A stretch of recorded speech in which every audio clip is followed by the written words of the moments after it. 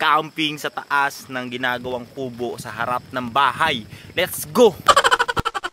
Yan mga kaduo, merong ginawa dito si Utol na ito. Papakita ko sa inyo yung buong itsura niya. So yan mga kaduo, tinaasan niya yung bubong ng kubo na to kasi nga para mag-parking dito. Tapos sa taas is yan ginagawa pa yung yan, kahoy lang lahat yan. Tapos binaon lang na yan ng lagpas tuhod. So ito yung ginawa ni Utol dito. So yan, magiging kubo yan taas. Kasi mainit din dito. So yan. So ang balak namin ni Yeye is magka-camping kami sa taas. Maglalagay kami ng tent. So yan. Talatag natin yung tent dito. Let's go. Yeah.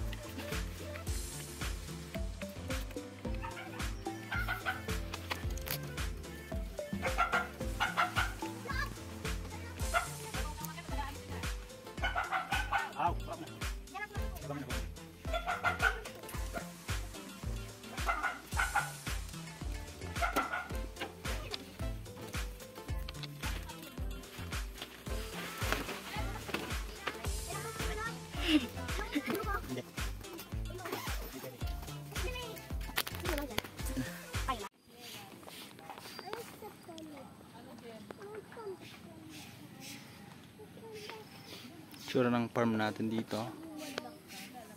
Yan. Dito tayo magpapahinga. Magka-camping tayo dito mamayang gabi. Magbo-bonfire tayo dito sa tapat. Para tiyagdan natin. Matilok kong pamangkin. Ito yan. So yan ang mga kaduwa, nandito kami sa loob ng tent. Yan, nakikita nyo naman. Andito kami sa sinasabi, sa pinakita ko sa inyong video kanina. Papakita ko sa inyo. Umuulan-ulan pa yan. Tingnan nyo ah. Umuulan pa. Kung nakikita nyo yung patak. Ayan na yung kamay ko. Umuulan yan. Nandito kami ngayon sa taas sa bahay. Nandito kami sa ginawa namin. Tapos umuulan. Ayan sila. So ayan mga kaduo. Tamang trip kami dito sa loob ng tent. Habang nandun sila sa loob ng bahay. Kami dito matutulog sa labas. Kasama ko si Kaduo Yeye. So yun. Buksan natin yan. May electric pa kami dito na. May ilaw yan. Maliit lang. Ano yan? So yan na. Tanga kayong payang pinasa ko dito. So yan. Dito na kami mga kaduo. Camping sa taas ng ginagawang kubo sa harap ng bahay. Let's go! So yun na mga kaduo. Nakabalik na kami dito. Yan, dyan ako natulog. Nag-tent ako dyan sa taas ng ginagawang kubo na yan. I convos in the same wavelength. I don't need money, man, I don't need cash. The only thing I need is a shawty real bad.